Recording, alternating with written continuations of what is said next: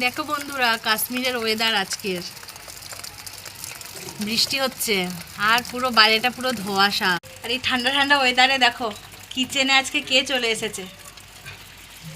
আমার ফৌজিবাবু কিন্তু আজকে কিচেনে চলে এসেছে। কারণ কি রান্না করছো তুমি? দেশি স্টাইল চিকেন রান্না করছে। তো তোমরা শুনে নিয়েছো। কি দিচ্ছ এটা? ধনেপাতা? আচ্ছা, তোমার চিকেন রেডি? ওকে।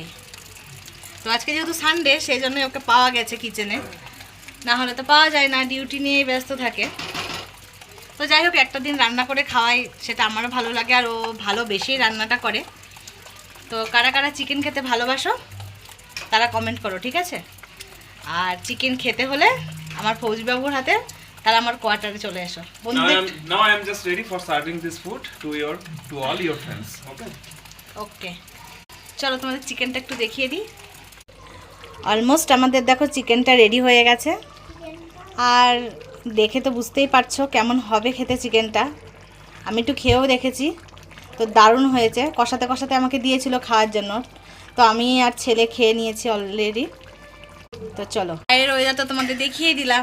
ভীষণই ঠান্ডা ওয়েদার। এমনি এখানে ঠান্ডা কাশ্মীরে, তার মধ্যে তো বাইরে বৃষ্টি হচ্ছে। তো কেমন ঠান্ডা ওয়েদার তোমরা আশা করি বুঝতে পারছো। আর এই ঠান্ডা ওয়েদারে গরম গরম চিকেন খেতে দারুণ কিন্তু লাগবে। চলো বন্ধুরা, টাটা টাটা করে দাও বন্ধুদের।